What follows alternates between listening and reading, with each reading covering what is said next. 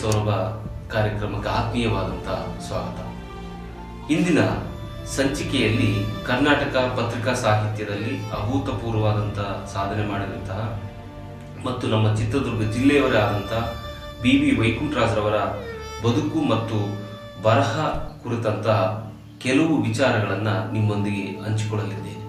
ಕಾದಂಬರಿಕಾರರಾಗಿ, ಪತ್ರಕರ್ತರಾಗಿ, ಪತ್ರಿಕಾ ಸಂಪಾದಕರಾಗಿ, ಪತ್ರಿಕೋದ್ಯಮಿಯಾಗಿ, ಕಥೆಗಾರರಾಗಿ, ಸಾಹಿತ್ಯ ಕೃತಿಗಳ ಸಂಪಾದಕರಾಗಿ, ನಾಟಕಕಾರರಾಗಿದ್ದಂತಹ BV ವೈಕುಂಠರಾಜ್ರವರು ವಿಶೇಷವಾಗಿ ಪತ್ರಿಕೆ, ರಂಗಭೂಮಿ ಮತ್ತು ಚಲನಚಿತ್ರಗಳಿಗೆ ಸಂಬಂಧಿಸಿದಂತೆ ಮಾಧ್ಯಮಬದ್ಧವಾದ ಮತ್ತು ಮಾಧ್ಯಮನಿಷ್ಠವಾದ ವಿಮರ್ಶೆಯ ಪರಿಭಾಷೆಯನ್ನು ರೂಪಿಸಿದಂಥ ಬಹುಮುಖಿ ವ್ಯಕ್ತಿತ್ವ ಉಳ್ಳಂಥವರು BV ವೈಕುಂಠರಾಜ್ರವರು. ಬಹುಮುಖಿ ವ್ಯಕ್ತಿತ್ವವನ್ನು ಒಳಗೊಂಡಿದ್ದಂತಹ BV ವೈಕುಂಠರಾಜ್ರವರು ಪತ್ರಿಕೆಯಲ್ಲೇ ತಮ್ಮನ್ನು ತಾವು ಅನನ್ಯವಾಗಿ ಗುರುತಿಸಿಕೊಂಡಿದ್ದಂಥವರು. ಕೆಲಕಾಲ ಉಪನ್ಯಾಸಕರಾಗಿಯೂ ಕೆಲಸವನ್ನು ಮಾಡಿರುವಂಥದ್ದನ್ನು ನಾವು ಕಾಣ್ತೇವೆ. ಇಂತಹ ಬಹುಮುಖಿ ವ್ಯಕ್ತಿತ್ವವನ್ನು ಹೊಂದಿರುವಂಥ BV ವೈಕುಂಠರಾಜ್ರವರು ಮೇ 15, 1936ರಲ್ಲಿ ಚಿತ್ರದುರ್ಗ ಪಟ್ಟಣದ ಪಕ್ಕದಲ್ಲೇ ಇರುವಂತಹ ಗುಡ್ಡದ ರಂಗವನಹಳ್ಳಿಯಲ್ಲಿ ಜನಿಸ್ತಾರೆ. ಬಾಲ್ಯದ ಶಿಕ್ಷಣವನ್ನು ತಾವು ಹುಟ್ಟಿದಂಥ ಊರಿನ ಮೂಲಕವಾಗಿ ಆರಂಭಿಸಿ ಉನ್ನತ ಶಿಕ್ಷಣವನ್ನು ಮೈಸೂರಿನಲ್ಲೇ ಅವರು ಪಡೀತಾರೆ. ವೈಕುಂಠರಾಜ್ರವರ ವೈವಾಹಿಕ ಬದುಕು ಅನ್ನುವಂಥದ್ದು ಬವಣೆಯಿಂದ ಕೂಡಿದ್ರೂ ಕೂಡ ತಮ್ಮಲ್ಲಿರುವಂಥ ಸೃಜನಶೀಲತೆಗೆ ಯಾವುದೇ ರೀತಿಯ ಧಕ್ಕೆ ಇಲ್ಲವೇನೋ ಎಂಬಂತೆ ಬಹುದೊಡ್ಡ ಬರಹಗಾರರಾಗಿ ಕನ್ನಡ ಸಾಹಿತ್ಯ ಮತ್ತು ಸಾಂಸ್ಕೃತಿಕ ವಿವೇಚನೆ ದೃಷ್ಟಿಕೋನದಿಂದ ಅವರನ್ನು ನಾವು ಗುರುತಿಸಬಹುದಾಗಿದೆ. BV ವೈಕುಂಠರಾಜ್ರವರು ಮೈಸೂರಿನಲ್ಲಿ ಓದ್ತಿದ್ದಂಥ ಸಂದರ್ಭದಲ್ಲಿ DL ನರಸಿಂಹಾಚಾರ್, ಕುವೆಂಪುರವರು, GH ನಾಯ್ಕು, ತಸು ಶಾಮರಾಯರು ಇಂತಹ ಬಹುದೊಡ್ಡ ಅಂದಿನ ಬರಹಗಾರರ ಪ್ರಭಾವ ಅವರನ್ನು ಪ್ರಭಾವಿಸಿತ್ತು. ಈ ಕಾರಣದಿಂದಾಗಿಯೇ ಅವರು ದೊಡ್ಡ ಮಟ್ಟದ ವ್ಯಕ್ತಿತ್ವ ಮತ್ತು ಬರಹದಲ್ಲಿ ತೊಡಗಿಸ್ಕೊಳ್ಳಿಕ್ಕೆ ಸಾಧ್ಯ ಆಯಿತು ಅನ್ನುವುದನ್ನು ನಾವು ಭಾವಿಸಬಹುದಾಗಿದೆ ಸ್ನೇಹಿತರೆ. ಅದರ ಜೊತೆಗೆ ಗೋಪಾಲ್ ಕೃಷ್ಣ ಅಡಿಗರು, ಅನಂತಮೂರ್ತಿ, P. ಲಂಕೇಶ್, HM ಚೆನ್ನಯ್ಯ ರಂತವರ ಒಡನಾಟ ವೈಕುಂಠರಾಜ್ರವರ ಬೆಳೆಯಲಿಕ್ಕೆ ಒಂದು ರೀತಿಯ ಪುಷ್ಟಿ ಅಂತ ನಾವು ಭಾವಿಸ್ಕೊಳ್ಳಿಕ್ಕೆ ಸಾಧ್ಯ ಆಗ್ತದೆ ಅಂತ. ವೈಕುಂಠರಾಜ್ರವರಿಗೆ ನವ್ಯ ಸಾಹಿತ್ಯ ಮತ್ತು ಸಾಹಿತಿಗಳ ಒಡನಾಟ ಮತ್ತು ಪ್ರಭಾವ ಅನ್ನುವಂಥದ್ದು ಬಹುಮುಖ್ಯವಾಗಿ ಅವರನ್ನು ಪ್ರಭಾವಿಸಿತ್ತು ಅಂತ ನಾವು ಭಾವಿಸ್ಕೊಳ್ಬೇಕು. ಈ ಕಾರಣದಿಂದಾಗಿನೇ SL ಭೈರಪ್ಪನವರು ವೈಕುಂಠರಾಜ್ರವರನ್ನ ತಮ್ಮ ಆತ್ಮಕಥೆಯಾದಂಥ ಬಿತ್ತಿ ಎನ್ನುವಂಥ ಕೃತಿಯ ಒಳಗಡೆ ನವ್ಯ ಮಠದ ಒಟು ಅಂತೇಳಿ ಅವರನ್ನ ಕರೀತಾರೆ. ಇಡೀ ವೈಕುಂಠರಾಜ್ರವರ ಬದುಕು ಅನ್ನುವಂಥದ್ದು ಬಹಳಷ್ಟು ಸಂಘರ್ಷಯುಕ್ತತೆಯಿಂದ ಕೂಡಿತ್ತು. ಈ ಕಾರಣದಿಂದಾಗಿ ಪತ್ರಿಕಾ ರಂಗದಲ್ಲಿ ನಾವು ಅವರನ್ನು ವಿಶೇಷವಾಗಿ ನಾವು ಗುರುತಿಸ್ತೀವಿ. ಹೀಗಾಗಿ ಅವರ ಬದುಕಿನ ಏಳು ಮತ್ತು ಬೀಳುಗಳೆಲ್ಲವೂ ಕೂಡ ಪತ್ರಿಕಾ ರಂಗದಲ್ಲೇ ಕಂಡು ಬರ್ತಾ ಹೋಗ್ತದೆ. ಈ ದೃಷ್ಟಿಯಿಂದ ಪ್ರಜಾವಾಣಿಯಲ್ಲಿ ಅವರು ಒಂದು ಉತ್ಕೃಷ್ಟವಾದಂಥ ಕೆಲಸವನ್ನು ಮಾಡಿರುವಂಥದ್ದು ನಮ್ಮೆಲ್ಲರಿಗೂ ಒಂದು ಮಾದರಿಯಾಗಿರುವಂಥದ್ದು. ಹೀಗಾಗಿ TRS ರವರು ಪ್ರಜಾವಾಣಿ ಪತ್ರಿಕೆಯಲ್ಲಿ ಪ್ರಮುಖವಾದಂಥ ವ್ಯಕ್ತಿ. ಇವರ ಸಾವಿನ ನಂತರ ಪ್ರಜಾವಾಣಿ ಪತ್ರಿಕಾ ಬಳಗದಲ್ಲಿ ಅನೇಕ ರೀತಿಯ ಬದಲಾವಣೆಗಳಾದವು. ಆ ಬದಲಾವಣೆಯ ಗಾಳಿಗೆ ಇವರು ಕೂಡ ಒಗ್ಗಿಕೊಳ್ಬೇಕಾದಂಥ ಪರಿಸ್ಥಿತಿ ಬಂತು. ಆದರೆ ನೇರ ಮಾತು, ನಿಷ್ಠುರವಾದಂಥ ವ್ಯಕ್ತಿತ್ವವನ್ನು ಒಳಗೊಂಡಿದ್ದಂಥ BV ವೈಕುಂಠರಾಜ್ರವರು ಪ್ರಜಾವಾಣಿ ಪತ್ರಿಕೆಯನ್ನ ಹತಾಶೆಯಿಂದ ಬಿಟ್ಟು ಹೊರಗಡೆ ಬಂದಂಥ BV ವೈಕುಂಠರಾಜ್ರವರು ಸ್ವಂತ ಪತ್ರಿಕೆಗಳನ್ನು ಆರಂಭ ಮಾಡ್ತಾರೆ. ಆದರೆ ಆ ಪತ್ರಿಕೆಯಲ್ಲಿ ಬರೆಯುತ್ತಿದ್ದಂಥ ಕಠೋರವಾದಂತಹ, ನೇರವಾದಂಥ, ನಿಷ್ಠುರವಾದಂಥ ಮಾತುಗಳಿಂದಾಗಿ ಅವರ ಪತ್ರಿಕೆಯನ್ನು ಸ್ವಂತ ಆರಂಭಿಸಿದರೂ ಕೂಡ ಅದರಲ್ಲಿ ಎಲ್ಲೋ ಒಂದು ಕಡೆ ವಿಫಲತೆಯನ್ನು ಹೊಂದುತ್ತಾರೆ. ವಿಫಲತೆಯನ್ನು ಹೊಂದುವಂತಹದ್ದು ಅವರ ವೈವಾಹಿಕ ಬದುಕು ಅನ್ನುವಂಥದ್ದು ಒಂದು ರೀತಿ ಸಂಕಷ್ಟದ ಪರಿಸ್ಥಿತಿಗೆ ಬಂದು ನಿಲ್ಲಲಿಕ್ಕೆ ಸಾಧ್ಯ ಆಯಿತು. ಹೀಗಾಗಿ ವೈಕುಂಠರಾಜ್ರವರು ಎಲ್ಲೋ ಒಂದು ಕಡೆ ಹತಾಶೆಯ, ನಿರಾಸೆಯ ಬದುಕು ಅನ್ನುವಂಥದ್ದು ಅವರನ್ನು ಆವರಿಸಿದಾಗ ಕೆಲವೊಂದು ಸಂದರ್ಭಗಳಲ್ಲಿ ನಾನು ಈ ಜಗತ್ತಿಗೆ ಅಪ್ರಸ್ತುತವೇ ಅಂತ ಹೇಳ್ತಾ ಆತ್ಮಹತ್ಯೆ ಮಾಡಿಕೊಳ್ಳುವಂತ ಪರಿಸ್ಥಿತಿಗೆ ಅವರು ಬಂದು ನಿಲ್ತಾರೆ.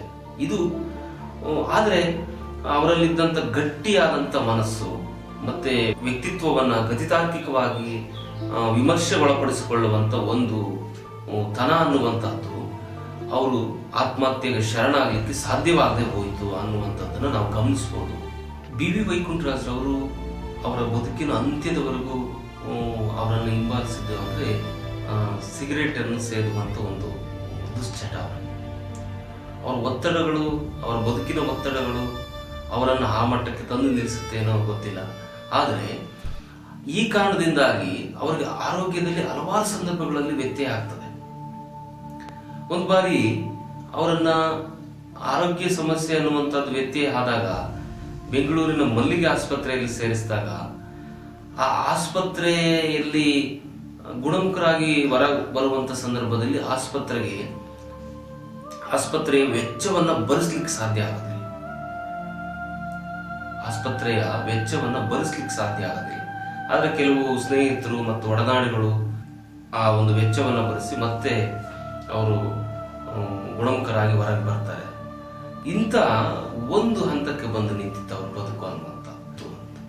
ಅಂದ್ರೆ ಬಹುದೊಡ್ಡ ಬರಹಗಾರ, ದೊಡ್ಡ ದೊಡ್ಡ ಸಾಹಿತಿ ಮತ್ತು ರಾಜಕಾರಣಿಗಳ ಸಂಪರ್ಕ ಅನ್ನುವಂಥದ್ದು ಇದ್ರೂ ಕೂಡ ಅವರು ಎಲ್ಲರಿಂದಲೂ ಕೂಡ ದೂರ ಆಗ್ತಾ ಇದ್ರು. ಅಷ್ಟು ಯಾಕೆ ದೂರ ಆಗ್ತಾ ಇದ್ರು ಅಂದ್ರೆ ಅವರಲ್ಲಿದ್ದಂಥ ಒಂದು ನಿಷ್ಠುರವಾದಂಥ ನುಡಿಗಳಿಂದಾಗಿ ಎಲ್ಲರಿಂದ ದೂರ ಆಗ್ತಾ ಇದ್ರು.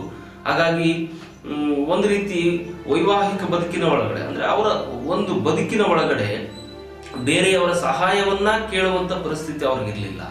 ಇಂಥ ಸಂದರ್ಭದಲ್ಲಿ ಅವರ ಪತ್ನಿ ಅವರನ್ನ ಪದೇ ಪದೇ ಒಂದು ಪ್ರಶ್ನೆಯನ್ನ ಕೇಳ್ತಾ ಇದ್ರು. ನಿಜವಾಗಿಯೂ ಇಡೀ ಕರ್ನಾಟಕಕ್ಕೆ ನೀವು ದೊಡ್ಡವರು, ಆದರೆ ಮನೆಗೆ ಏನು ಅಂತ ಕೇಳ್ತಾ ಇದ್ರು. ಇಂತಹ ಸಂದರ್ಭದಲ್ಲಿ ಪತ್ನಿ ಕೇಳಿದಂತ ಪ್ರಶ್ನೆಗೆ ಅವರ ಉತ್ತರ ಕೆಲವೊಂದು ಬಾರಿ ಮೌನವಾಗ್ತಾ ಇತ್ತು, ಕೆಲವೊಂದು ಬಾರಿ ಬೇರೊಂದು ವಿಷಯವನ್ನ ಹೇಳ್ತಾ ಆ ಒಂದು ವಿಷಯವನ್ನು ಮುಚ್ಚಾಕ್ತಾ ಇತ್ತು. ಹೀಗಾಗಿನೇ ಬಿ.ವಿ. ವೈಕುಂಠರಾಜರವರು ಬರಹದಲ್ಲಿದ್ದಂಥ ಬದ್ಧತೆಯಿಂದಾಗಿ ಅವರು ಗೆದ್ರು, ಆದರೆ ಅವರ ಬದುಕಿನಲ್ಲಿ ಸೋತ್ರು ಅನ್ನುವಂಥ. ವೈಕುಂಠರಾಜರವರ ವ್ಯಕ್ತಿತ್ವವನ್ನು ನಾವು ಅವರ ಹಠ ಮತ್ತೆ ಹಗಲು ರಾತ್ರಿ ಎಂದೇ ನಿರಂತರವಾಗಿ ದುಡಿಯುವಂತ ಒಂದು ಛಲ ಮತ್ತೆ ಹೊಸದರೆಡೆಗೆ ಅವರ ತುಡಿತ, ಅಸಂಖ್ಯವಾದಂಥ ವಿವಾದಗಳು. ಯಾಕೆ ವಿವಾದಗಳು ಉಟ್ಕೊಳ್ತಿದ್ವು ಅಂದ್ರೆ ಅವರಲ್ಲಿ ಅಷ್ಟು ನಿಷ್ಠೂರದ ಮಾತುಗಳಿದ್ದು, ನಿಷ್ಠೂರವಾದಂಥ ಬರಹ ಅನ್ನುವಂಥದ್ದಿತ್ತು. ಯಾಕಂದ್ರೆ ಪತ್ರಿಕಾ ರಂಗವೇ ಆ ರೀತಿ ಇತ್ತು ಅಂತ. ಹಾಗಾಗಿ ಪತ್ರಿಕಾ ರಂಗದಲ್ಲಿ ಬಹಳಷ್ಟು ಒಂದು ಕಮಿಟೆಡ್ ಆದಂಥ ವರ್ಕ್ ಅನ್ನು ಮಾಡಿದಂಥವರು ಬಿ.ವಿ. ವೈಕುಂಠರಾಜರವರು. ಇಂಥ ವೈಕುಂಠರಾಜರವರ ಪತ್ರಿಕಾ ರಂಗದಲ್ಲಿ ಮಾಡಿದಂಥ ಸಾಧನೆ ಅನ್ನುವಂಥದ್ದು ಇವತ್ತಿನ ಸಂದರ್ಭದ ಪತ್ರಿಕಾ ರಂಗದಲ್ಲಿ ಕೆಲಸ ಮಾಡುವಂಥ ವ್ಯಕ್ತಿಗಳಿಗೆ ಅದು ಮಾದರಿ ಆಗ್ತದೆ. ವೈಕುಂಠರಾಜರವರನ್ನ ನನಗೆ ಮೊದಲೇ ಹೇಳಿದಾಗೆ ಬಹುಮುಖ್ಯವಾಗಿ ಗುರುತಿಸುವಂತಹದ್ದು ನಾವು ಪತ್ರಿಕಾ ರಂಗದಲ್ಲಿ. ಹೀಗಾಗಿ 70 ಮತ್ತು 80ರ ದಶಕ ಇದೆಯಲ್ಲ, ಇದು ಕನ್ನಡ ಸಾಹಿತ್ಯ ಮತ್ತು ಸಾಂಸ್ಕೃತಿಕ ಸಂದರ್ಭಗಳಲ್ಲಿ ಹೊಸ ಚರ್ಚೆಯನ್ನು ಹುಟ್ಟಾಕಿದಂಥ ವೈಚಾರಿಕ ಯುಗ ಅದು. ಈ ದೃಷ್ಟಿಯಿಂದ ಲಂಕೇಶ್ ಅಂತವರು, ಚಂಪಾ ಅಂತವರು, ಶೂದ್ರ ಶ್ರೀನಿವಾಸ್ ಅಂತವರು, ಇತರ ಕೆಲವು ಬರಹಗಾರರು ಪತ್ರಿಕೆಗಳನ್ನ ಆರಂಭಿಸಿ ಹೊಸ ಯುವ ಬರಹಗಾರರಿಗೆ ಪತ್ರಿಕೆಯಲ್ಲಿ ಬರೆಯಲಿಕ್ಕೆ ಪ್ರೇರೇಪಿಸಿ ಯುವ ಬರಹಗಾರರ ದೊಡ್ಡ ಬಳಗವನ್ನ ಸೃಷ್ಟಿ ಮಾಡಿಸಿದಂತ ಒಂದು ಸಂದರ್ಭ ಅದಾಗಿತ್ತು. ಈ ದೃಷ್ಟಿಯಿಂದ ಅಂತ ಸಂದರ್ಭದಲ್ಲಿ, ಅಂತ ಸೈದ್ಧಾಂತಿಕ ಕಾಲದಲ್ಲಿ ಬಿ.ವಿ. ವೈಕುಂಠರಾಜರವರು ತಾಯಿ ಎನ್ನುವಂತ ಪತ್ರಿಕೆಯನ್ನ ಆರಂಭ ಮಾಡುವುದರ ಮೂಲಕವಾಗಿ ಪತ್ರಿಕಾ ರಂಗಕ್ಕೆ ತಮ್ಮ ಹೆಜ್ಜೆಯನ್ನ ಇಡ್ತಾರೆ. ಆ ನಂತರದ ದಿನಗಳಲ್ಲಿ ಪ್ರಜಾವಾಣಿಯಲ್ಲಿ ಪತ್ರಿಕೆಯ ಸಹಾಯಕ ಸಂಪಾದಕರಾಗಿ ಕೆಲಸ ಮಾಡ್ತಾರೆ. ವಿಶೇಷವಾಗಿ ಪ್ರಜಾವಾಣಿಯಲ್ಲಿ ಬರುತ್ತಿದ್ದಂಥ ಸಾಪ್ತಾಹಿಕ ಪುರಾವಣಿಯನ್ನು ರೂಪಿಸುವಂತಹದ್ರಲ್ಲಿ ಮತ್ತೆ ಆ ಸಾಪ್ತಾಹಿಕ ಪುರಾವಣಿ ಅನ್ನುವಂಥದ್ದು ಯಾವ ವಿಷಯವನ್ನು ಒಳಗೊಂಡಿರಬೇಕು, ಹೇಗಿರಬೇಕು ಅನ್ನುವಂಥ ಒಂದು ಸಂಹಿತೆಯನ್ನ ರೂಪಿಸಿರುವಂತ ವ್ಯಕ್ತಿಗಳಲ್ಲಿ BV ವೈಕುಂಠರಾಜರವರು ನಮಗೆ ಪ್ರಮುಖವಾಗಿ ನಮಗೆ ಕಂಡು ಬರ್ತಾರೆ. ಹೀಗಾಗಿ ಇವತ್ತಿನ ಸಂದರ್ಭಕ್ಕೂ ಕೂಡ ಪ್ರಜಾವಾಣಿಯ ಸಾಪ್ತಾಹಿಕ ಪುರಾವಣಿ ಅನ್ನುವಂಥದ್ದು ನಮಗೆ ಮಾದರಿಯಾಗಿ ಕಂಡು ಬರ್ತಾ ಹೋಗ್ತದೆ. ಅಂತ ಮಾದರಿಯಾಗಿ ನಮ್ಗೆ ಇವತ್ತು ಕಂಡು ಬರ್ತಾ ಹೋಗ್ತದೆ ಅಂದ್ರೆ ಅವತ್ತಿನ ಸಂದರ್ಭದಲ್ಲಿ BV ವೈಕುಂಠರಾಜರಂತವರ ಶ್ರಮ ಅನ್ನುವಂಥದ್ದು ಬಹಳಷ್ಟು ಮುಖ್ಯವಾಗಿರುವಂತಹದ್ದು. ಪ್ರಜಾವಾಣಿಯಲ್ಲಿ ಕೆಲಸ ಮಾಡಿದ ನಂತರ ಪ್ರಜಾವಾಣಿಯನ್ನು ಬಿಟ್ಟು ಆಚೆ ಬಂದಾಗ ರಾಜು ಎನ್ನುವಂತ ಪತ್ರಿಕೆಯನ್ನ ಆರಂಭ ಮಾಡ್ತಾರೆ. ಕರ್ನಾಟಕದ ಮೊದಲ ಕ್ರೀಡಾ ಪತ್ರಿಕೆ ಅಂತೇಳಿ ನಾವು ಭಾವಿಸ್ಕೊಳ್ಬೇಕಾಗ್ತದೆ. ಆನಂತರ ಗೋಧೋಳಿ ಮತ್ತು ಅರಣಿ ಎನ್ನುವಂತ ಪತ್ರಿಕೆಯನ್ನ ಆರಂಭಿಸ್ತಾರೆ. ಬಹಳ ಮುಖ್ಯವಾಗಿ ಪತ್ರಿಕೆಯಲ್ಲಿ ನಾವು ಅವರನ್ನು ಗುರುತಿಸುವಂತಹದ್ದು ಅಂಕಣ ಬರಹಗಳ ಮೂಲಕವಾಗಿ ನಾವು ಅವರನ್ನು ಗುರುತಿಸಬೇಕಾಗ್ತದೆ. ಈ ದೃಷ್ಟಿಯಿಂದ ಅವರು ಬರೆಯುತ್ತಿದ್ದಂತಹ ಅಂಕಣ ಬರಹಗಳನ್ನ ಸಂಪಾದಕರ ಡೈರಿ ಎನ್ನುವಂತಹ ಶೀರ್ಷಿಕೆಯ ಮೂಲಕವಾಗಿ ಪತ್ರಿಕೆಯಲ್ಲಿ ಬರಿತಾ ಬಂದರು. ಇವು ಹಲವಾರು ಸಂಪುಟಗಳ ಮೂಲಕ ಪುಸ್ತಕ ರೂಪದಲ್ಲಿಯೂ ಕೂಡ ಇವತ್ತಿನ ಸಂದರ್ಭದಲ್ಲಿ ಪ್ರಕಟಗೊಂಡಿರುವಂತಹದ್ದನ್ನ ನಾವು ಕಾಣ್ತೇವೆ. BV ವೈಕುಂಠರಾಜರವರನ್ನ ಪತ್ರಿಕಾ ರಂಗ ಅನ್ನುವಂಥದ್ದು ಒಂದು ರೀತಿ ಬಿಡದ ನಂಟಾಗಿ ಅವರನ್ನ ಬದುಕಿನ ಕೊನೆಯವರೆಗೂ ಕೂಡ ಹಿಂಬಾಲಿಸಿಕೊಂಡು ಬಂತು ಅನ್ನೋದಕ್ಕೆ ಒಂದು ಉದಾಹರಣೆಯನ್ನ ನಾನು ನಿಮಗೆ ಹೇಳೋದಾದ್ರೆ, ವಿಜಯ ಕರ್ನಾಟಕ ಪತ್ರಿಕೆಯಲ್ಲಿ ಸಾಂಸ್ಕೃತಿಕ ಲೋಕ ಎನ್ನುವಂತ ಶೀರ್ಷಿಕೆಯೊಂದಿಗೆ ಅಂಕಣಗಳನ್ನು ಬರೀತಾ ಬಂದರು. ಬಹುಶಃ ಇದು ಅವರ ಪತ್ರಿಕಾ ರಂಗದ ಕೆಲಸ ಅಂತ್ಯದ ಸಂದರ್ಭ ಅಂತ ನಾನು ಹೇಳಿಕ್ ಬಯಸ್ತೀನಿ. BV ವೈಕುಂಠರಾಜರವರನ್ನ ಪತ್ರಿಕಾ ರಂಗದಲ್ಲಿ ನಾವು ಬಹಳಷ್ಟು ತಾತ್ವಿಕವಾಗಿ ಗುರುತಿಸ್ತೀವಿ ಆದರೂ ಕೂಡ ಅವರು ಹಲವಾರು ಸಾಹಿತ್ಯ ಕೃತಿಗಳನ್ನ ಬರೀತಾ ಹೋಗ್ತಾರೆ. ನಾಟಕ, ಕಾದಂಬರಿ, ಆತ್ಮಚರಿತ್ರೆ, ಮತ್ತೆ ಸಂಪಾದನೆ, ವಿಮರ್ಶೆ, ಕತೆ, ಈ ಪ್ರಕಾರಗಳಲ್ಲಿ 30ಕ್ಕೂ ಹೆಚ್ಚು ಕೃತಿಗಳನ್ನ ರಚನೆ ಮಾಡಿರುವಂತಹದ್ದನ್ನು ನಾವು ಕಾಣ್ತೇವೆ. ಸಂದರ್ಭ, ಸನ್ನಿವೇಶ, ಉದ್ಭವ, ಕಾನನ್ ದೇವಿ ಎಂಬ ನಾಟಕಗಳನ್ನ ರಚನೆ ಮಾಡ್ತಾರೆ. ಇವರ ನಾಟಕಗಳು ಸಮಕಾಲೀನ ಸಂದರ್ಭದ ಮನುಷ್ಯನ ಬದುಕಿನ ದ್ವಂದ್ವ ಸಮಸ್ಯೆಗಳನ್ನ ವ್ಯಂಗ್ಯವಾಗಿ ನಿರೂಪಿಸುವಂತಹ ರೂಪಕಗಳಂತೆ ನಮಗೆ ಕಂಡು ಬರ್ತದೆ. ನಾಟಕ ಕ್ಷೇತ್ರಕ್ಕೆ ಸಂಬಂಧಿಸಿರುವಂತಹ ಆಸಕ್ತಿ ಅನ್ನುವಂಥದ್ದು ಯಾವ ರೀತಿ ವಿಸ್ತರಿಸಿತ್ತು ಅನ್ನುವಂಥದ್ದಕ್ಕೆ ಅವರು ನಾಟಕ ಅಕಾಡೆಮಿಯ ಅಧ್ಯಕ್ಷರಾಗಿಯೂ ಕೂಡ ಅವತ್ತಿನ ಸಂದರ್ಭದಲ್ಲಿ ಕೆಲಸ ಮಾಡ್ತಾರೆ. ಕೆಲಸ ಮಾಡಿದ ನಂತರ ಅವರು ನಾಟಕಕ್ಕೆ ಸಂಬಂಧಿಸಿದಂತ ಕನ್ನಡ ರಂಗಭೂಮಿ ಎನ್ನುವಂತ ಕೃತಿಯನ್ನು ರಚನೆ ಮಾಡ್ತಾರೆ. ಈ ಕೃತಿಯ ಒಳಗಡೆ ಕನ್ನಡ ಸಂದರ್ಭದ ಅಥವಾ ಕನ್ನಡ ನಾಟಕ ಸಾಹಿತ್ಯ ಸಂದರ್ಭದ 1 ಶತಮಾನಗಳ ಕಾಲದ ಕನ್ನಡ ರಂಗಭೂಮಿಯ 7 ಬೀಳಿನ ಚರಿತ್ರೆಯನ್ನ ಈ ಕೃತಿಯ ಮೂಲಕವಾಗಿ ಕಟ್ಟಿಕೊಡ್ತಾ ಹೋಗ್ತಾರೆ. ಹೀಗಾಗಿ ನಾಟಕ ಅಥವಾ ರಂಗಭೂಮಿಗೆ, ಕರ್ನಾಟಕ ರಂಗಭೂಮಿಗೆ ಸಂಬಂಧಿಸಿದಂತೆ ಅಧ್ಯಯನಕ್ಕೆ ಒಳಪಡಿಸಿಕೊಳ್ಳುವಂತ ಅಧ್ಯಯನಕ್ಕೆ ತೊಡಗಿಕೊಳ್ಳುವಂತವರು ಈ ಕೃತಿಯನ್ನು ಮುಖ್ಯವಾಗಿ ಗಮನಿಸಬೇಕಾಗ್ತದೆ. ಅಷ್ಟು ಉತ್ಕೃಷ್ಟತೆಯನ್ನ ಈ ಕೃತಿ ಒಳಗೊಂಡಿರುವಂತಹದ್ದು. ಅಲ್ಲದೆ BV ವೈಕುಂಠರಾಜರವರು ಸನ್ಯಾಸಿಯ ಕುಂಕುಮ ಮತ್ತು ಇತರ 100 ಆಧುನಿಕ ನೀತಿ ಕಥೆಗಳು, ನಿರ್ಲಿಪ್ತ, ಅದಲು ಬದಲು ಎಂಬುವಂತಹ 3 ಕಥಾ ಸಂಕಲನಗಳನ್ನ ರಚನೆ ಮಾಡ್ತಾರೆ. ಇವರ ಕಥೆಗಳು ನೀತಿಪರವಾದಂತಹ ಮೌಲ್ಯಗಳನ್ನ ಬಿತ್ತುವಂತ ಕೆಲಸವನ್ನ ಮಾಡ್ತವೆ. BV ವೈಕುಂಠರಾಜರವರು ತಹ ಎನ್ನುವಂತ ಆತ್ಮಚರಿತ್ರೆಯನ್ನು ರಚನೆ ಮಾಡ್ತಾರೆ.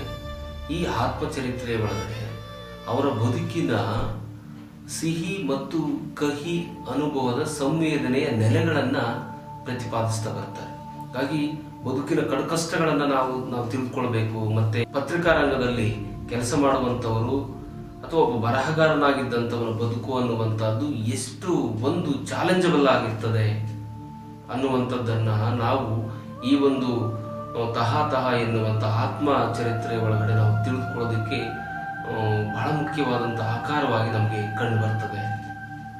ಮತ್ತು ಅವರ ಸಾಹಿತ್ಯ ಕೃಷಿಯ ಒಂದು ಅಸ್ಮಿತೆ ಅನ್ನುವಂಥದ್ದು ಯಾವ ಮಟ್ಟದಲ್ಲಿತ್ತು ಅನ್ನೋದನ್ನು ನಾವು ತಿಳಿದುಕೊಳ್ಳೋದಕ್ಕೆ 1979ರ ಕಥೆಗಳು, 15 ಕಥೆಗಳು ಎನ್ನುವಂಥ ಕೃತಿಗಳನ್ನು ಸಂಪಾದನೆ ಮಾಡ್ತಾರೆ. ಈ ಮೂಲಕವಾಗಿ ಸಾಹಿತ್ಯ ರಂಗಕ್ಕೆ ಅಥವಾ ಸಾಹಿತ್ಯ ಕ್ಷೇತ್ರಕ್ಕೆ ವಿಶೇಷವಾದಂಥ ಕೊಡುಗೆಯನ್ನು ನೀಡಿರುವಂಥದ್ದನ್ನು ನಾವು ಕಾಣ್ತಾ ಹೋಗ್ತೀವಿ. ಬಿ ವೈಕುಂಠರಾಜರವರು ಅವರ ಬದುಕಿನ ಒಡನಾಡಿಗಳಾಗಿದ್ದಂತಹ ಪ್ರೊಫೆಸರ್ DL ನರಸಿಂಹಾಚಾರ್, ನಾಟಕ ರತ್ನ ಗುಬ್ಬಿ ವೀರಣ್ಣ ಮತ್ತು ಪ್ರಜಾವಾಣಿ ಪತ್ರಿಕೆಯಲ್ಲಿ ಬಿ ವೈಕುಂಠರಾಜರವರು ಕೆಲಸ ಮಾಡ್ತಿದ್ದಂಥ ಸಂದರ್ಭದಲ್ಲಿ ಒಡನಾಡಿಯಾಗಿದ್ದಂಥ TSR ಅವರ ಬದುಕನ್ನು ಕುರಿತಂತಹ ಅವರ ಬದುಕಿನ ಒಡನಾಟದ ಅವಿಸ್ಮರಣೀಯವಾದಂಥ ಅನುಭವಗಳನ್ನು ಒಳಗೊಂಡಿರುವಂಥ ಜೀವನ ಚರಿತ್ರೆಗಳನ್ನು ರಚನೆ ಮಾಡ್ತಾ ಹೋಗ್ತಾರೆ. ಬಿ ವೈಕುಂಠರಾಜರವರ ಬರಹದ ಒಂದು ವಿಸ್ತೀರ್ಣ ಅನ್ನುವಂಥದ್ದು ಯಾವ ರೀತಿ ವ್ಯಾಪಿಸ್ಕೊಂಡಿತ್ತು ಅನ್ನೋದಕ್ಕೆ ಅವರು ಬರೆದಂತಹ ಕೆಲವು ಸಂಕೀರ್ಣ ಬರಹಗಳ ಮೂಲಕವಾಗಿ ನಾವು ಕಂಡುಕೊಳ್ಳೋದಕ್ಕೆ ಸಪ್ತಶೃಂಗ ಮತ್ತು ಸ್ಪಂದನ ಎನ್ನುವಂಥ ಸಂಕೀರ್ಣ ಬರಹಗಳು ನಮಗೆ ಉದಾಹರಣೆಯಾಗಿ ನಮಗೆ ಕಂಡು ಬರ್ತಾ ಹೋಗ್ತದೆ. ಅವರ ಬರಹದ ವ್ಯಾಪ್ತಿಯ ವಿಸ್ತಾರತೆಯನ್ನು ಇಲ್ಲಿ ನಮಗೆ ಕಾಣ್ತದೆ. ಅದ್ರ ಜೊತೆಗೆ ಸಾಹಿತ್ಯ ಸಂವಾದ ಎನ್ನುವಂಥ ವಿಮರ್ಶೆ ಕೃತಿಯನ್ನು ರಚನೆ ಮಾಡ್ತಾ ಹೋಗ್ತಾರೆ. ಈ ಕೃತಿಯ ಒಳಗಡೆ ಕನ್ನಡ ಸಾಹಿತ್ಯದ ಸಾರಸತ್ವ, ಬರಹಗಾರರ, ಲೇಖಕರ ಬದುಕು ಮತ್ತು ಬರಹಗಳನ್ನು ವಿಮರ್ಶೆಗೊಳಪಡಿಸಿರುವಂಥದ್ದನ್ನು ನಾವು ಕಾಣ್ತೇವೆ. ಬಿ ವೈಕುಂಠರಾಜರವರನ್ನು ನಾವು ಬಹುಮುಖ್ಯವಾಗಿ 3 ಪ್ರಕಾರಗಳಲ್ಲಿ ನಾವು ಗುರುತಿಸ್ತೀವಿ. ಒಂದು ಪತ್ರಿಕೆ, ಎರಡನೇದು ನಾಟಕ, ಮೂರನೇದಾಗಿ ಕಾದಂಬರಿ.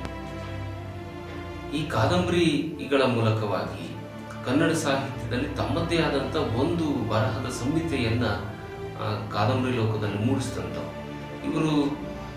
ಇವರ ಕಾದಂಬರಿಗಳು ಬಹುದೊಡ್ಡ ಕಾದಂಬರಿಗಳೇನಲ್ಲ, ಅಷ್ಟು ಚಿಕ್ಕ ಕಾದಂಬರಿಗಳಾದರೂ ಕೂಡ ಮಹತ್ತರವಾದಂಥ ಸಂದೇಶವನ್ನು ಸಮಾಜಕ್ಕೆ ರವಾನಿಸುವಂಥ ಒಂದು ವಿಶಾಲತೆಯನ್ನು ನಾವು ಇವರ ಕಾದಂಬರಿಗಳಲ್ಲಿ ನಾವು ನೋಡ್ತೀವಿ. ಇಂತಹ ಕಾದಂಬರಿಗಳಾದಂಥ ಉದ್ಭವ, ಆಕ್ರಮಣ, ಅಂತ್ಯ, ಪರ್ಯಾಟನೆ, ವಾರ್ಡ್ ನಂಬರ್ 220 ಕಾದಂಬರಿಗಳಲ್ಲಿ ಅಂತ ಮನುಚಾದಂಥ ಒಂದು ತನವನ್ನು ನಾವು ಕಾಣ್ತಾ ಹೋಗ್ತೀವಿ.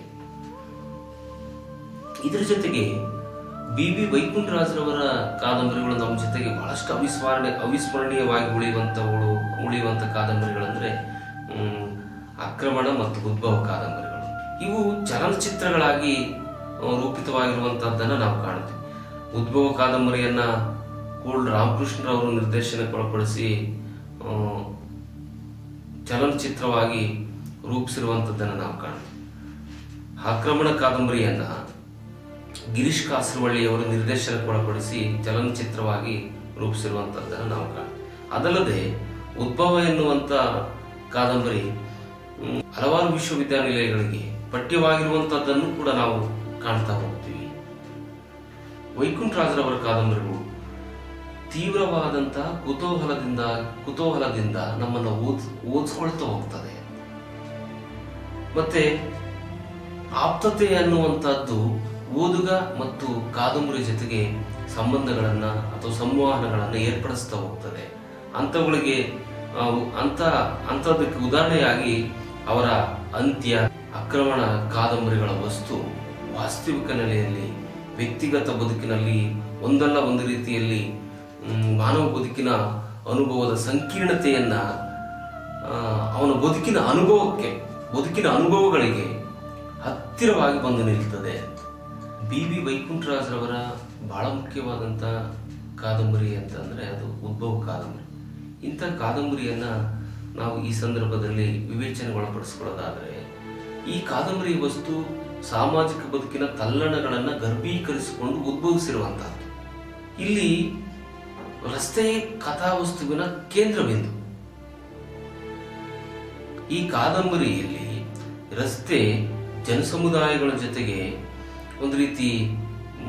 ಒಂದು ಸಂಘರ್ಷಯುಕ್ತವಾದಂಥ ಗೊಂದಲಗಳನ್ನು ನಿರ್ಮಾಣ ಮಾಡುವಂಥ ಒಂದು ಮೆಟಫರ್ ಆಗಿ ನಮಗೆ ಕಂಡುಬರ್ತದೆ. ಆದರೂ ಕೂಡ ಕಾದಂಬರಿಯ ಸುತ್ತ ಸಂಘರ್ಷಕ್ಕೊಳಪಡುವಂಥ ಜನಸಮುದಾಯಗಳ ಜೀವನ ಅನ್ನುವಂಥದ್ದು ಎಷ್ಟು ಯಾತನಮಯವಾಗಿತ್ತು, ಅದರ ಅಗಲೀಕರಣ ಅನ್ನುವಂಥದ್ದು ಎಂಥ ದುಸ್ಥಿತಿ ಮತ್ತು ಗೊಂದಲ ಅನ್ನುವಂಥದ್ದು ನಿರ್ಮಾಣ ಮಾಡಿತ್ತು ಅನ್ನುವಂಥದ್ದನ್ನು ನಾವು ಈ ಕಾದಂಬರಿ ಮೂಲಕವಾಗಿ ಗ್ರಹಿಸಬಹುದಾಗಿದೆ. ಈ ಕಾದಂಬರಿಯಲ್ಲಿ ಬರುವಂಥ ರಾಘಣ್ಣ, ರಾಧಾಕೃಷ್ಣ, ಶಾಂತಪ್ಪ, ರಂಗಪ್ಪ, ಮೂಡಲಗಿರಿಯಪ್ಪ, ರಾಮಯ್ಯ, ನಾರಾಯಣರಾಯರು ಮತ್ತೆ ಇತರೆ ಪಾತ್ರಗಳು ನಾನು ಮೊದಲೇ ಹೇಳಿದ ಹಾಗೆ ಒಂದು ರೀತಿ ಸಂಘರ್ಷಯುಕ್ತತೆಯನ್ನ ಪ್ರತಿಪಾದಿಸ್ತಾ ಹೋಗ್ತದೆ. ಅದು ಒಂದು ಪ್ರತಿಮೆಯಾಗಿ ಅದಕ್ಕೆ ಕಾರಣವಾಗಿರುವಂತದ್ದು ರಸ್ತೆ ಅಗಲೀಕರಣ. ಅದನ್ನ ರಸ್ತೆ ಅಗಲೀಕರಣ ಎನ್ನುವಂತ ವಿಚಾರ ಅನ್ನುವಂಥದ್ದು ಇವರನ್ನು ಆವರಿಸಿಕೊಂಡು ಎಂಥ ದ್ವಂದ್ವತೆಯನ್ನ ಮೂಡಿಸ್ತು ಅನ್ನುವಂಥದ್ದನ್ನ ನಾವು ಈ ಕಾದಂಬರಿಯಲ್ಲಿ ಕಾಣಬಹುದಾಗಿದೆ. ಈ ಕಾದಂಬರಿಯ ಮುಖ್ಯ ಪಾತ್ರವಾಗಿರುವಂತ ಕಾದಂಬರಿ ನಾಯಕ ಅಂತ ಅನಿಸ್ಕೊಳ್ಳುವಂತ ರಾಘಣ್ಣನ ಪಾತ್ರ ಬಹಳಷ್ಟು ಯುಕ್ತಿಯಿಂದ ಕೂಡಿರುವಂತಹದ್ದು. ಅದನ್ನ ಆ ಯುಕ್ತಿಯಿಂದ ಕೂಡಿರ್ಲಿಕ್ಕೆ ಒಂದು ಉತ್ತಮವಾದಂಥ ತಂತ್ರ ಮತ್ತು ನಿರೂಪಣೆಯ ಕ್ರಮವನ್ನ ಅನುಸರಿಸಿದಂತ ಬರಹಗಾರರು ನಮಗೆ ಇಲ್ಲಿ ಮುಖ್ಯವಾಗಿ ಆದರ್ಶವಾಗಿ. ಮತ್ತೆ ಒಂದು ಕಾದಂಬರಿ ಅಂತಂದ್ರೆ ಯಾವ ರೀತಿ ಇರಬೇಕು, ಪಾತ್ರ ಅನ್ನುವಂಥದ್ದು ಒಂದು ನೆಗೆಟಿವ್ ಆದಂತ ಗುಣಗಳನ್ನು ಒಳಗೊಂಡಿದ್ರು ಕೂಡ ಸಮಾಜಕ್ಕೆ ಮತ್ತೆ ಓದುಗರಿಗೆ ಎಲ್ಲೂ ಕೂಡ ಭಾಸವಾಗದಂತೆ ಅವನ ಬಗ್ಗೆ ಅನುಮಾನಗಳು ಮೂಡದೇ ಇರುವಂತ ಒಂದು ತರಗಳ ಹಿನ್ನೆಲೆಯಿಂದಾಗಿ ಅವನನ್ನ ರೂಪಿಸಿರುವಂತ ಕಾದಂಬರಿಕಾರನ ತಂತ್ರ ಅನ್ನುವಂಥದ್ದು ಬಹಳಷ್ಟು ಮೆಚ್ಚುವಂಥದ್ದಾಗಿದೆ. ಜೊತೆಗೆ ಈ ಕಾದಂಬರಿಯಲ್ಲಿ ಬರುವಂತ ರಾಘಣ್ಣ ಒಂದು ರೀತಿಯ ಹತಾಶಯುಕ್ತವಾದಂತ ಬದುಕನ್ನು ನಡೆಸುವಂತ ವ್ಯಕ್ತಿ. ತನಗೆ ಸಿಕ್ಕಂತ ಸರ್ಕಾರಿ ನೌಕರಿಯನ್ನ ತನ್ನಲ್ಲಿದ್ದಂತ ಕುಟಿಲತೆಯ ಮೂಲಕವಾಗಿ ಕಳೆದುಕೊಂಡು ಹತಾಶೆಯ ಗುರಿ ಇಲ್ಲದ ಬದುಕಿನಲ್ಲಿ ಒಂದು ರೀತಿ ನಾಳೆಯ ಬಗ್ಗೆ ಚಿಂತಿಸದೆ ಬದುಕುವಂತ ವ್ಯಕ್ತಿತ್ವ ಉಂಟಾಗುತ್ತದೆ. ಇಲ್ಲಿ ರಾಘಣ್ಣ ಹೋಟೆಲ್ನಲ್ಲಿ ಟೀ ಕುಡಿಯುವಂತ ಸಂದರ್ಭದಲ್ಲಿ ರಸ್ತೆಯಲ್ಲಿ ನಡೆದಂತ ಅಪಘಾತವೇ ಅವನಿಗೆ ಒಂದು ಬದುಕಿನ ಆಧಾರವಾಗಿ ಅಲ್ಲಿ ಕಂಡು ಬರ್ತಾ ಹೋಗ್ತದೆ. ರಸ್ತೆ ಅಗಲ ಮಾಡಬೇಕೆಂಬ ಕುತಂತ್ರಿ ಭಾವನೆಯನ್ನ ಆ ನಗರದ ಜನರಲ್ಲಿ ಆಡ್ತಾ ಹೋಗ್ತಾರೆ. ಇದು ಕೆಲವು ಜನರಲ್ಲಿ ಪರ ಮತ್ತು ವಿರೋಧ ಭಾವನೆಗಳು ಹುಟ್ಕೊಳ್ಳಿಕ್ಕೆ ಕಾರಣ ಆಗ್ತದೆ. ರಸ್ತೆ ಅಗಲ ಆಗುವಂತಹದ್ದು ಇಲ್ಲಿ ಒಂದು ನಾಗರಿಕತೆಯ ಅಥವಾ ಒಂದು ನಗರ ಬೆಳವಣಿಗೆಯ ಒಂದು ಸುವ್ಯವಸ್ಥೆಯನ್ನ ಹೇಳುವಂತಹದ್ದು. ಆದರೆ ಇಲ್ಲಿ ಇದು ಕೆಲವರಿಗೆ ವಿರೋಧ ಆಗ್ತದೆ, ಕೆಲವರಿಗೆ ಪರ ಆಗ್ತದೆ. ಈ ದೃಷ್ಟಿಯಿಂದ ಕೆಲವರಿಗೆ ಅನುಕೂಲ ಆದ್ರೆ ಕೆಲವರಿಗೆ ದುರುಪಯೋಗ ಆಗುವಂತಹದ್ದು, ಅಂದ್ರೆ ಕೆಲವರಿಗೆ ಕಷ್ಟ ತಂದೊಡ್ಡುವಂತ ಒಂದು ಪರಿಸ್ಥಿತಿ ಮತ್ತು ಒಂದು ಸಂಕಷ್ಟ ಅನ್ನುವಂಥದ್ದು ನಿರ್ಮಾಣ ಆಗ್ತದೆ. ಇಂಥ ವಾತಾವರಣ ನಿರ್ಮಾಣ ಮಾಡಿದಂತ ರಾಘಣ್ಣ ಜನರಲ್ಲಿ ಒಂದು ರೀತಿ ದ್ವಂದ್ವತೆಯನ್ನ ನಿರ್ಮಿಸ್ತಾ ಹೋಗ್ತಾನೆ. ಆ ದ್ವಂದ್ವತೆಯನ್ನೇ ಬಂಡವಾಳವನ್ನಾಗಿ ಮಾಡಿಕೊಳ್ತಾನೆ. ಬಂಡವಾಳವನ್ನಾಗಿ ಮಾಡಿಕೊಂಡು ಒಬ್ಬ ಸಾಮಾನ್ಯ ವ್ಯಕ್ತಿ, ಸರ್ಕಾರಿ ನೌಕರಿಯನ್ನ ಕಳೆದುಕೊಂಡಿದ್ದಂತ ಸಾಮಾನ್ಯ ವ್ಯಕ್ತಿ ಆಗಿದ್ದಂತ ರಾಘಣ್ಣ ಇಡೀ ಏರಿಯಾದ ಕಿಂಗ್ ಪಿನ್ ಆಗ್ತಾ ಹೋಗ್ತಾನೆ. ಅಲ್ಲಿ ಇಡೀ ಏರಿಯಾದ ಯಾವುದೇ ಒಂದು ತೀರ್ಮಾನ ಆಗಬೇಕು ಅಂತ ಅಂದ್ರೆ ಅದು ರಾಘಣ್ಣನನ್ನ ಸಂಪರ್ಕಿಸಬೇಕು ಅನ್ನುವಂತ ದೃಢತೆ ಅನ್ನುವಂಥದ್ದು ಅವನು ಬೆಳೆಸ್ಕೊಳ್ತಾ ಹೋಗ್ತಾನೆ. ಅವೆಲ್ಲವೂ ಕೂಡ ಅವನಲ್ಲಿರುವಂತ ಕುಟಿಲ ತಂತ್ರಗಳ ಮೂಲಕವಾಗಿ ಅಂತ ಹೇಳಲಿಕ್ಕೆ ನಾನು ಬಯಸ್ತೇನೆ. ಅದ್ರ ಜೊತೆಗೆ ರಾಘಣ್ಣನಂತ ಪಾತ್ರಗಳು ಇವತ್ತಿನ ಸಂದರ್ಭದ ಸಮಾಜದಲ್ಲಿ ನಾವು ನೋಡ್ತಾ ಇದ್ದೀವಿ. ಇವತ್ತು ರಸ್ತೆ ಅಗಲೀಕರಣ ಅನ್ನುವಂಥದ್ದು ಬಂದಾಗ ಎಷ್ಟು ಜನ ಸಮುದಾಯಗಳ ಬದುಕು ಅನ್ನುವಂಥದ್ದು ತಲ್ಲಣಕ್ಕೊಳಪಡ್ತದೆ, ಎಷ್ಟು ಜನರ ಬದುಕು ಅನ್ನುವಂಥದ್ದು ಬೀದಿಗೆ ಬರ್ತದೆ ಅನ್ನುವಂಥದ್ದನ್ನ ವಾಸ್ತವಿಕ ಸಂದರ್ಭದಲ್ಲಿ ನಾವು ಕಾಣ್ತಾ ಇದ್ದೀವಿ. ಇಂತಹ ರಸ್ತೆ ಅಗಲೀಕರಣದ ವಿಷಯವನ್ನೇ ಕೇಂದ್ರವಾಗಿ ಇಟ್ಟುಕೊಂಡಿದ್ದಂತ ಕಾದಂಬರಿ ಮತ್ತು ಕಾದಂಬರಿ ನಾಯಕ ಅದನ್ನೇ ಬಂಡವಾಳವನ್ನಾಗಿ ಮಾಡಿಕೊಂಡು ಯಾವ ರೀತಿ ತನ್ನ ಬದುಕನ್ನ ಯಶಸ್ಸನ್ನ ಕಾಣ್ತಾನೆ ಅನ್ನುವಂಥದ್ದಕ್ಕೆ ಈ ಕಾದಂಬರಿ ನಮಗೆ ಉದಾಹರಣೆಯಾಗಿ ನಮಗೆ ಕಂಡು ಬರ್ತಾ ಹೋಗ್ತದೆ. ಜೊತೆಗೆ ರಾಘಣ್ಣ ಇಡೀ ಏರಿಯಾದ ಕಿಂಗ್ ಪಿನ್ ಆಗಿ ಎಲ್ಲ ವ್ಯಕ್ತಿಗಳನ್ನ ಒಂದು ಅಲ್ಲಿ ನಗರಸಭೆ ಸದಸ್ಯನನ್ನ ಗೆಲ್ಲಿಸುವಂತ ಸಂದರ್ಭ ಬರ್ತದೆ.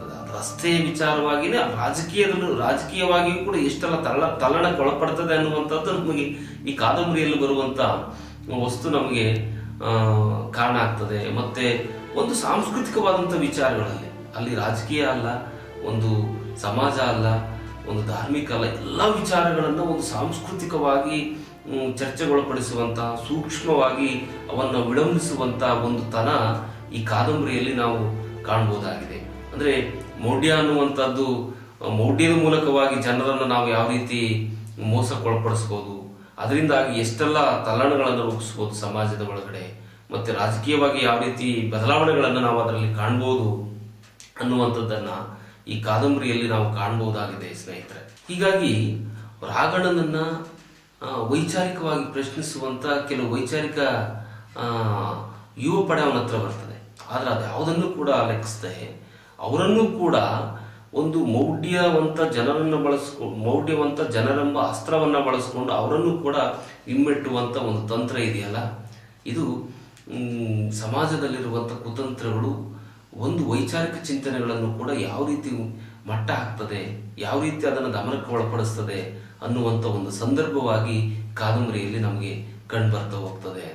ಮುಖ್ಯವಾಗಿ ಕಾದಂಬರಿಯಲ್ಲಿ ಬಳಕೆ ಮಾಡಿರುವಂಥ ಭಾಷೆ ಒಂದು ರೀತಿ ಸುಲಲಿತವಾಗಿ ನಮಗೆ ನಾವು ಕಾದಂಬರಿಯ ಪಾತ್ರಗಳ ಜೊತೆಗೆ ನಾವು ಮಾತನಾಡ್ತಿದ್ದೀವೇನೋ ಅನ್ನುವಂಥ ಒಂದು ನಿಲುವನ್ನು ನಾವು ಕಾದಂಬರಿ ಓದ್ತಾ ಓದ್ತಾ ಓದ್ತಾ ನಮಗೆ ಆ ಒಂದು ಅನುಭವ ನಮಗೆ ಆಗ್ತಾ ಹೋಗ್ತದೆ. ಆ ಭಾಷೆ ಎಲ್ಲೂ ಕೂಡ ಸಂಕೀರ್ಣ ಮತ್ತು ಎಲ್ಲೂ ಕೂಡ ಸಂಕೀರ್ಣವಾಗಿ ಇಲ್ಲ ಅಲ್ಲಿ. ಆ ಭಾಷೆ ಅನ್ನುವಂಥದ್ದು ಎಲ್ಲೂ ಕೂಡ ಸಂಕೀರ್ಣವಾಗಿ ಇಲ್ಲ ಅಲ್ಲಿ. ಹೀಗಾಗಿ ಬಿ ವಿ ವೈಕುಂಠರಾಜರವರು ನವ್ಯ ಸಾಹಿತಿ ಆದರೂ ಕೂಡ ಅವರು ಮಾಮೂಲಾದಂಥ ಭಾಷೆಯನ್ನು ಬಳಸ್ಕೊಳ್ತಾರೆ. ನವ್ಯ ಸಾಹಿತ್ಯರು ಭೌತಿಕವಾಗಿ ಸಂಕೀರ್ಣವಾದಂಥ ಭಾಷೆಯನ್ನು ಬಳಸ್ಕೊಳ್ತಾರೆ ಅಂತ ಅನ್ನುವಂಥ ಒಂದು ನಿಲುವಿದೆ. ಆದರೆ ಅದಕ್ಕೆ ಒಂದು ಬೇರೊಂದು ರೀತಿಯ ತನವನ್ನು ನಾವು ಬಿ ವಿ ವೈಕುಂಠರಾಜರವರ ಕಾದಂಬರಿಯ ಈ ಉದ್ಭವ ಕಾದಂಬರಿಯ ಮೂಲಕವಾಗಿ ನಾವು ಕಂಡುಕೊಳ್ಳಿಕ್ಕೆ ಸಾಧ್ಯ ಆಗ್ತದೆ. ಈ ಉದ್ಭವ ಕಾದಂಬರಿ ಕನ್ನಡ ಸಾಹಿತ್ಯ ಸಂದರ್ಭದ ಕಾದಂಬರಿ ಕ್ಷೇತ್ರದಲ್ಲಿ ಅದು ಚಿಕ್ಕ ಕಾದಂಬರಿ ಅದು. ಆದರೂ ಅದರಲ್ಲಿರುವಂಥ ಒಂದು ಗಟ್ಟಿತನದಿಂದಾಗಿ ಕಾದಂಬರಿ ಕ್ಷೇತ್ರದಲ್ಲಿ ಅಮರತೆಯಾಗಿ ನಮ್ಮ ಜೊತೆಗೆ ಇವತ್ತಿನ ಸಂದರ್ಭದವರೆಗೂ ಕೂಡ ಉಳಿದುಕೊಂಡು ಬಂದಿದೆ. ಒಟ್ಟಾರೆಯಾಗಿ ಬಿ ವಿ ವೈಕುಂಠರಾಜರವರು ಬರದಂತೆ ಬದುಕಿದಂಥವರು ಮತ್ತೆ ಬದುಕಿದಂತೆ ಬರೆದಂಥವ್ರು. ಅಷ್ಟು ಬದ್ಧತೆಯಿಂದ ಕೂಡಿತ್ತು ಅವರ ಬದುಕು ಮತ್ತು ಬರಹ ಅನ್ನುವಂಥ. ಎಲ್ಲೂ ಕೂಡ ಅವರು ಸೋಲಿಲ್ಲ ಬರಹದಲ್ಲಿ, ಅಂದರೆ ಎಲ್ಲೂ ಕೂಡ ಕಮಿಟ್ ಆಗಲಿಲ್ಲ. ಅಂದರೆ ಕಮಿಟ್ ಅಂದರೆ ಸೋಲಿಲ್ಲ ಅನ್ನುವಂಥ ವಿವೇಚನೆಯಿಂದ ನಾನು ಈ ಪದವನ್ನು ಬಳಸ್ತೀನಿ. ಎಲ್ಲೂ ಕೂಡ ಸೋಲಿಲ್ಲ.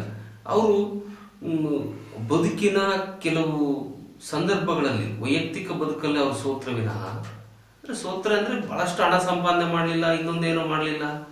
ಆದರೆ ಬರಹದಲ್ಲಿ ಅವರು ಗೆದ್ದರು. ಅವರು ಈ ದೃಷ್ಟಿಯಿಂದ ಅವರ ಗಟ್ಟಿತನದ ಬರಹ ಅನ್ನುವಂಥದ್ದು, ಅವರ ಬದುಕು ಅನ್ನುವಂಥದ್ದು ನಮಗೆ ಆದರ್ಶಪ್ರಾಯವಾಗಿ ನಮಗೆ ಕಂಡು ಬರ್ತಾ ಹೋಗ್ತದೆ. ಹೀಗಾಗಿಯೇ ನಮ್ಮ ನಡುವೆ ಅವರ ಬದುಕು ಮತ್ತು ಬರಹ ಅನ್ನುವಂಥದ್ದು ನಿರಂತರವಾಗಿ ಸಂವಹನಕ್ಕೆ ಒಳಪಡ್ತಾ ಇದೆ. ಪತ್ರಿಕೋದ್ಯಮಿಯಾಗಿ, ಸಾಹಿತಿಯಾಗಿ ಗುರುತಿಸಿಕೊಂಡಿದ್ದಂಥ ಮಹಾನ್ ಪ್ರತಿಭೆ ಬಿ ವಿ ವೈಕುಂಠರಾಜರು. ಇವರು ಜನವರಿ 30, 2010 ನಮ್ಮನ್ನು ಅಗಲಿ ಹೋಗ್ತಾರೆ.